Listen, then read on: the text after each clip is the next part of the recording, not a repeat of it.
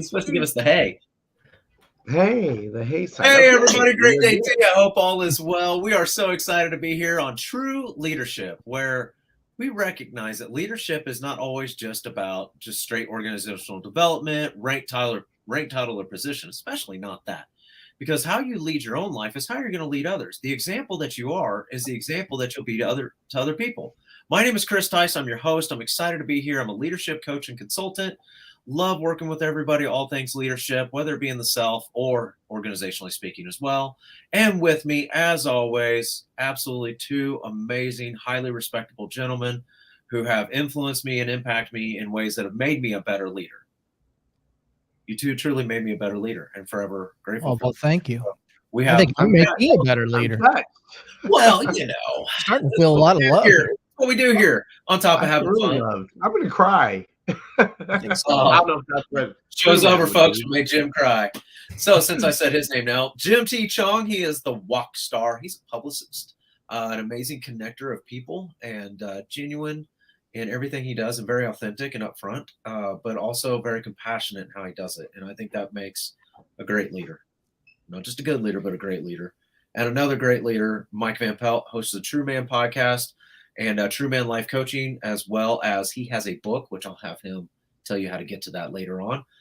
Forthcoming, excuse me. Very excited about it. And, you know, one of the things I like about Mike is he's honest. He's not the brutal kind of honest that I used to be. He's a better honest. Now, what do I mean by that? You know, being brutally honest sometimes just kind of has to happen. It does. But I've also learned from Mike and seen in Mike a way to approach it with an open kindness and an open grace that allows for mercy to happen between people and communicate with one another. And even though, yeah, we can all be kind of sarcastic and have some fun with it, he also doesn't present it in a way that shows anger, which is something that I really struggled with for a very long time. And with these topics that we're discussing this entire year, we've got 52 weeks in the year. Everybody should know that, right? And unless we skip a week due to a holiday, just kidding. Huh? Love you, buddy. Huh? Today's President's Day. Everybody, happy President's Day. These topics are things that we could all be improving upon, and not every one of them is something you're going to have perfectly strong in. But one of them is leaders are open is the title today. And what do I mean by leaders are open? We've talked on this program about having an open door policy, and that is a huge part of it. But today we're getting more into what does it mean to be open? What does it mean to be open to feedback? What does it mean to be open to criticism? What does it mean to be open with the ears instead of just the mouth? What does it mean to be open and compassionate with those we're serving, whether it be our spouse or with our kids? And we talked about this a lot last week in looking at how much are we open to? What is the audience? You know, is this something where I do just barf everything that's and word vomit everything that's going on? Ew. Yeah. And why do I say it that well? Because why do I say it that way? Not that well. That way is because there are times as leaders, we just kind of keep throwing it out there and throwing it out there and throwing it out there. And a couple things happen. One, people forget what you were talking about because they may have been stuck on the other thing that didn't even matter, but caused the most attention. Or we throw so much out there that maybe we start to lose a little bit of authenticity, or maybe we make them uncomfortable to where they're now no longer open to receive what you're saying. So when it comes to communication, guys, and to thinking about right now, let's focus more on communicating with other people, because I believe it's more of a continuation of last week. Mm-hmm. What do we think about when we are being that kind of open with people? And we've talked about authenticity and vulnerability and how much we share, how much we open up to people. Yes, I'm going to keep using that word because I think it's a huge word in leadership. But how do we really just combine both the vulnerability and authenticity, but keep from being too open? How do we keep from that word vomit that happens, Mike? Oh, I think some of that comes with practice and maturity. You know, I was I was listening to your opening there, and I was thinking, wow, thank you for edifying me. But I'll tell you what, a lot of that stuff came from practice. And usually that practice didn't work out well for me, you know. Me too. Me too. Yeah. And I think, you know, I've had a tendency, I think this happens to a lot of people, to just really be harsh on people sometimes. I think I misunderstood growing up in the athletic world. I think I misunderstood what teaching, coaching, and helping people learn was all about. I thought if you just got angry at a dude, he would perform. It turns out to not be the case. And so I think a lot of it, you know, stems from, you know, some people come to this idea faster, and I think it's their environment they're in. Maybe they're in a more positive teaching environment. But I think for a lot of people, some of this is learned. It happens over time. And if you're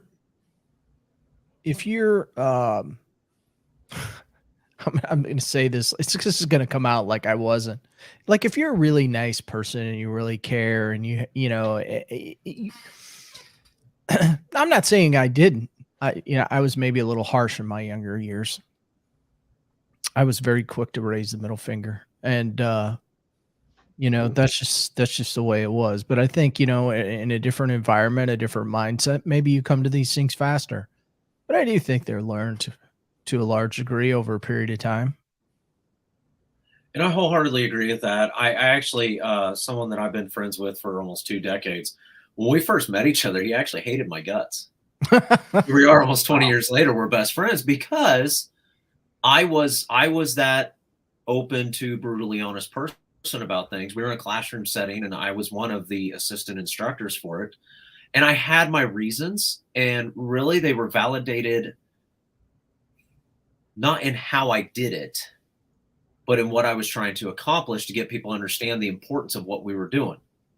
And because of my background and how I was raised, I had that more quote unquote athletic, yell at them, scream at them, or I don't want to say military because I don't have military in my family, but just that more just kind of just, you know, just freaking do it or else type mentality, which again can have its place. But, you know, he was sharing the story of how we met each other, and people see how close we are and the things we've done and whatnot. I mean, we're brothers without the blood. I mean, there's no two ways to put it. But he always shares that. Yeah, I met first, Chris. It took me about 2 weeks to quit hating his guts. He was kind of an arrogant jerk, young punk kid, and he was right. He was absolutely right. But here's the thing, and Mike, you touched on this, is the learning aspect of it.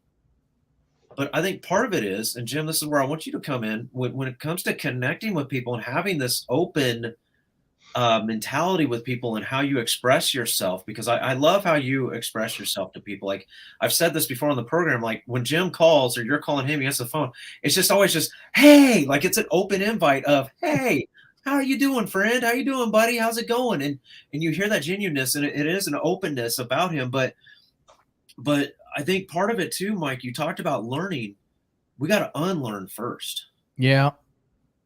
And so, Jim, when we think about these atmospheres and just how we express ourselves to people, you know, getting people to open up without us having to pry them open. How do you bridge that gap? Well, I think, you know, a lot people share when they're comfortable, and people share when they're familiar. And I think, you know, if you're able to share things that you might not share with just anybody, I mean, you know, specifically because you're talking to them, I mean, it tells them they're a little bit more special. You're trying to connect in a different way. And I think it does come first with, you know, just people knowing who you are so they can feel comfortable. And if they feel like your motives are good, and you know that you're not there just to comment but just to listen, I think if people genuinely feel like you are there to listen, and they feel safe, and you know, and you have a certain amount of connection and trust, I think that that they're more likely to be really open, you know, with you. And you know, I think about anything else. I mean, you know, we think about people we are open to. We're familiar with them usually. We understand there's some common reason why we're talking to them. Maybe like two fathers. Maybe they're married. People that are married, there's a common ground. People that are single, there's common ground. There's relatability. But I think people are comfortable when they know you a bit. They feel like you're also, being open with them genuinely, and they just feel comfortable as a result. And that comes with, I like your word, practice as well, Mike. Maturity. I think it's emotional maturity. But if you're able to talk with people and really have their best interests at stake, I think people respect that, and I have evidence of that even over the last week. But it's just always the case. People have to feel definitely comfortable with you and feel like they can connect with you as well. And the best way to connect, I think, is to share things in your life that they feel like that they appreciate and that connected with them. Yeah, and I love that. And a key word you said there was respect.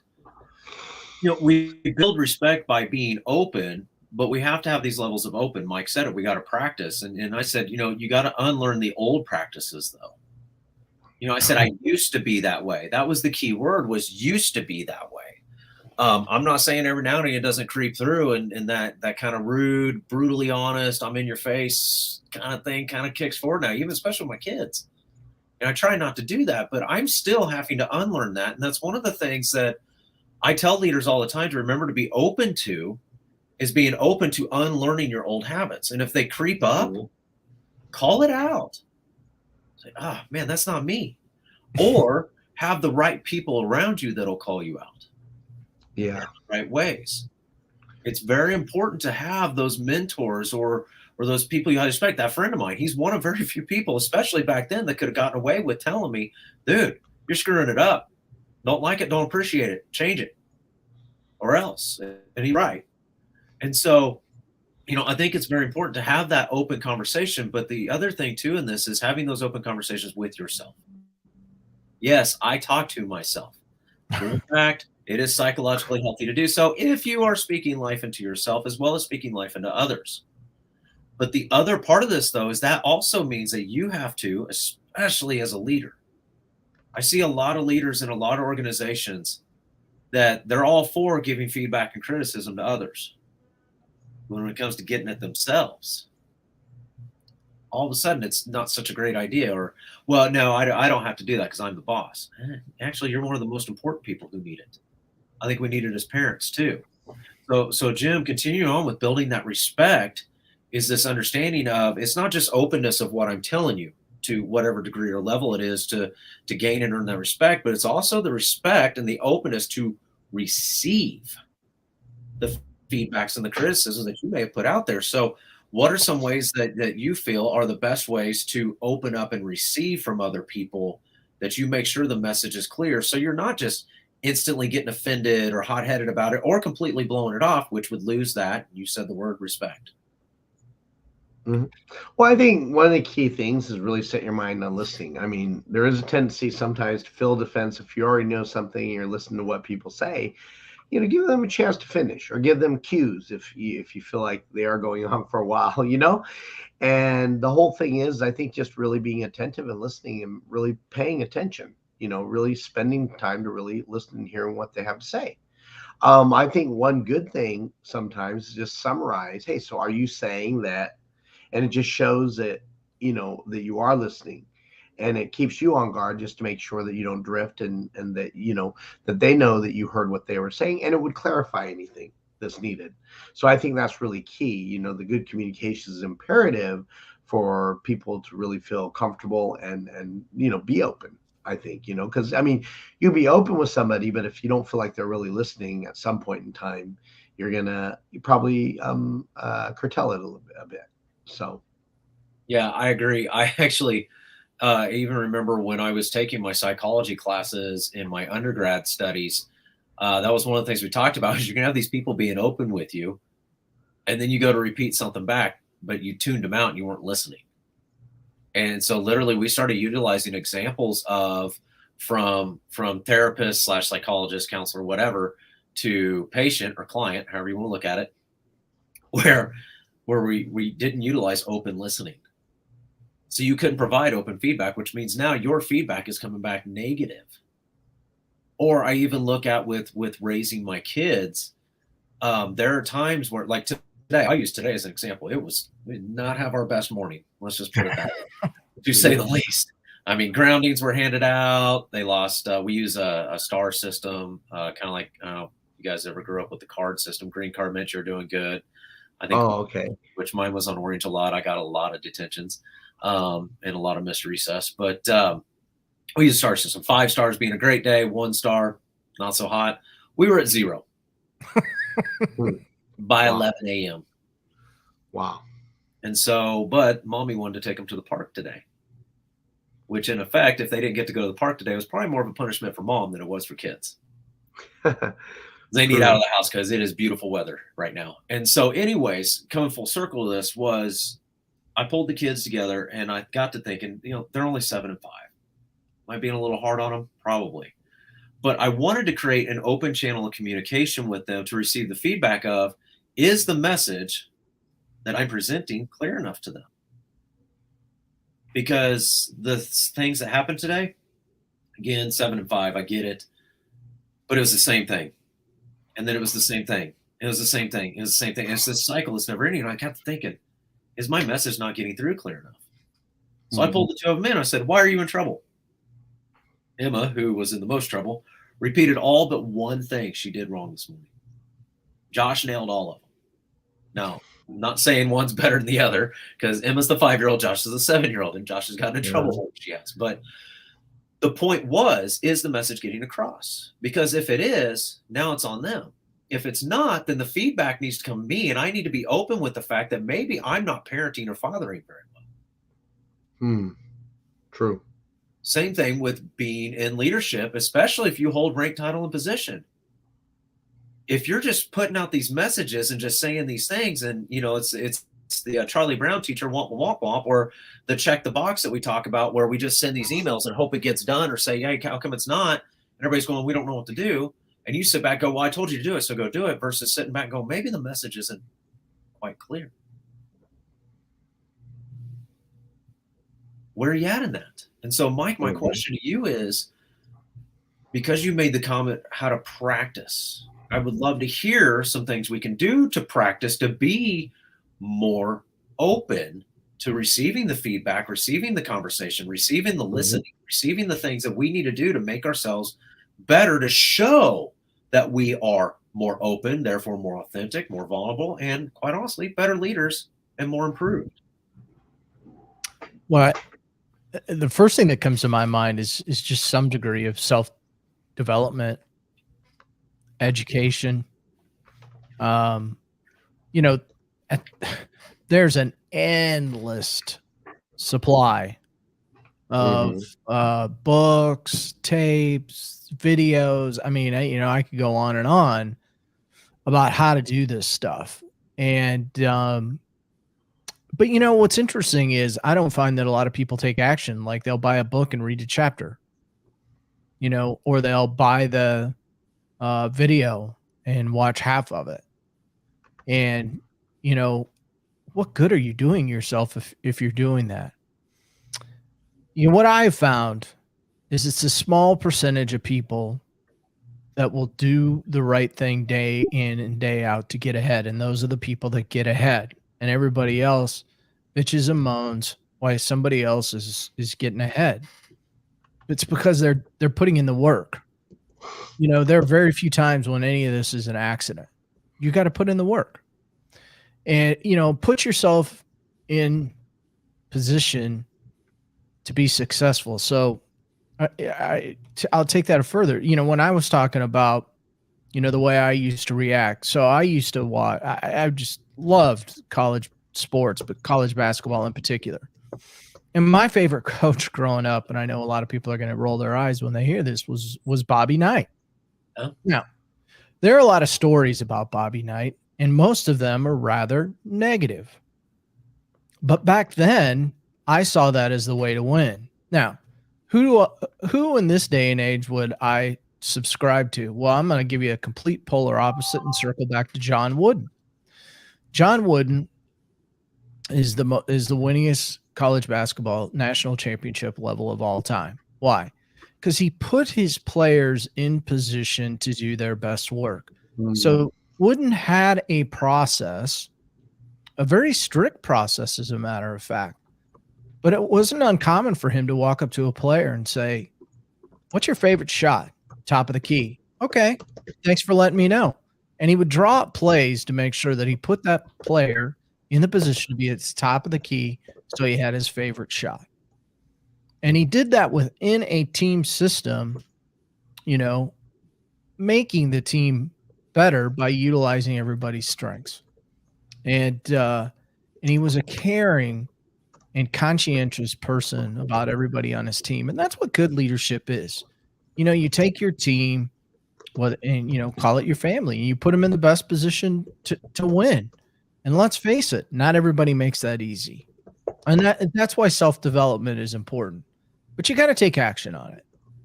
And I probably say that every week on this podcast. I probably say that every week on this podcast. You know, perhaps there's a reason.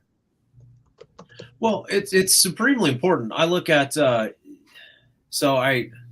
do this with all my self-development books, or really any book that's not a fiction novel, whatever.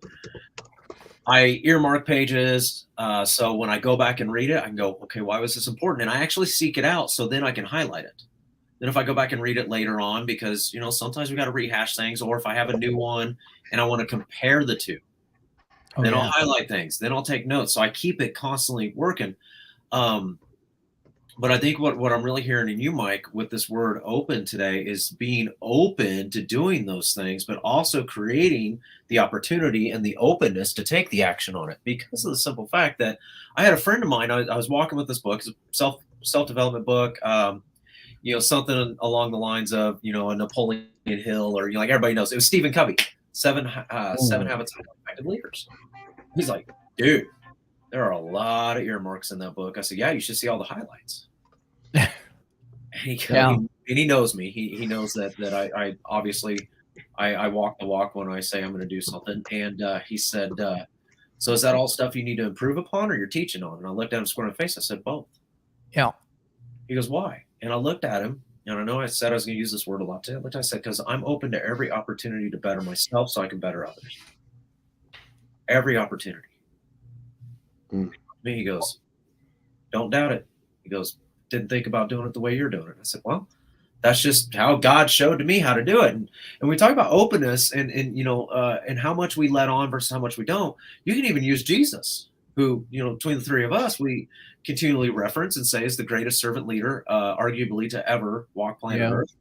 And, you know, you look at his parables, and the disciples asked him, hey, Jesus, why aren't you just telling them, hey, God's here, I'm God, watch this.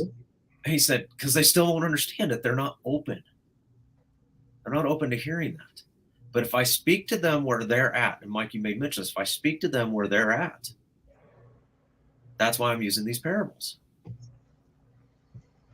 And so when we have the open availability to, one, make ourselves better so we can help others be better, but two, to receive the feedback that is necessary for that growth, that personal growth, whether it's through a book or a YouTube, listening to the True Man podcast, hiring one of us as a coach, or Jim as, you know, publicist, or anybody that's out there. Look, I got content all over the place on Facebook and whatnot.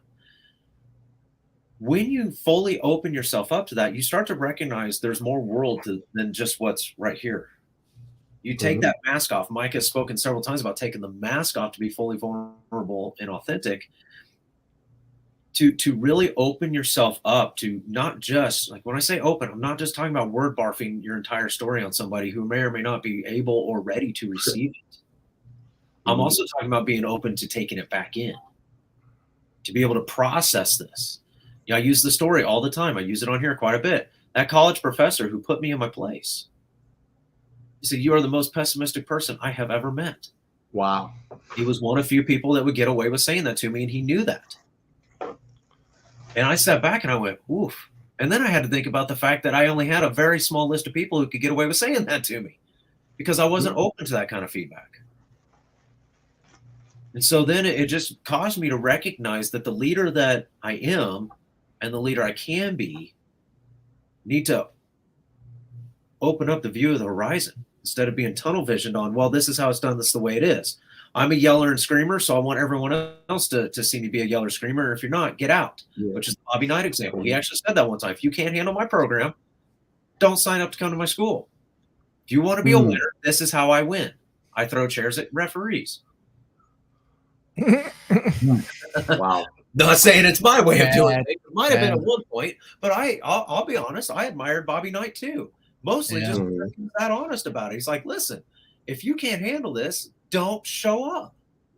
If you need a coach who will, I think he used the words coddle you, but it doesn't have to be coddling in a negative, unmanly fashion, whatever. As much as it is, the John Wood.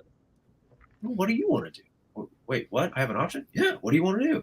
You like layups? Go do 1,000 layups and make yourself the best layup person out here, and I'll make sure when we need a layup, you have the ball.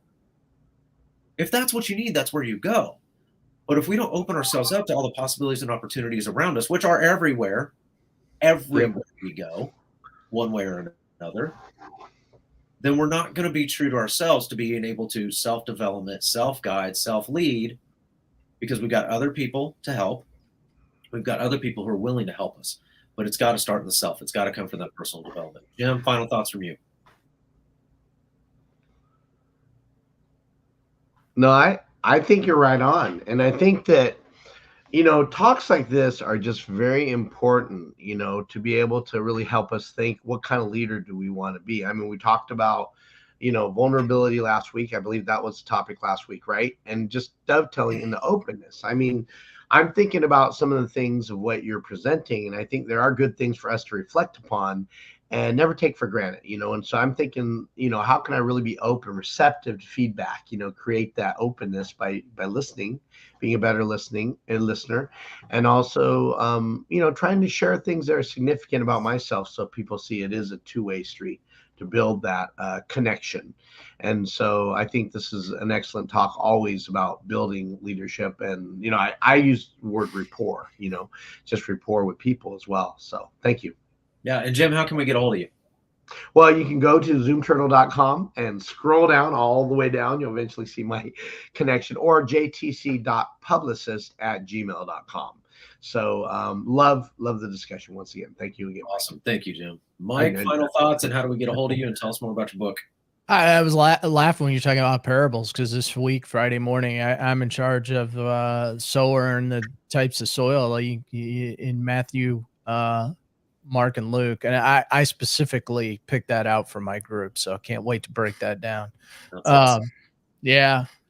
So listen, I love all our topics, really, but I think that it's imperative that leaders be transparent and understand not only what's going on with their people, but themselves, and so you've got to have a degree of openness in order to do that, so you're shooting straight with and honest with everybody around you. So the book, so you can find that at MikeVanPeltAuthor.com. So True Man, True Ways, the roadmap to the masculine heart. And you can listen to the podcast on truemanpodcast.com. So there you go. Join us. Having fun. Yeah, this was fun. And gentlemen, I may be supplying the topics, but all three of us are supplying the content and the availability to have these discussions. I know I personally, from a self-growth development, even leadership's perspective, am grateful for what you gentlemen have to offer. And to the audience, this is free. Share it with your friends. Let them know. Tell them come check us out. We do this every week at 1:30 Central, and it's about a half an hour. And we do stream this live, plus it's recorded, so we'll be resharing it if you don't get a chance to see it. But until next week, where we will be talking about leaders as both givers. We're going to talk about the giving spirit that leaders are to have, and the right ways, and maybe even some wrong ways to do it. My name is Chris Tice. You can reach me at chris@eaglefirenrichment.com or www.eaglefirenrichment.com. Love talking all things leadership as well as speaking. But like I said, until next week, go out and have your best day ever by making every day great. Remember, can't never did. God bless us all. We'll see you next time. God bless. Be exceptional.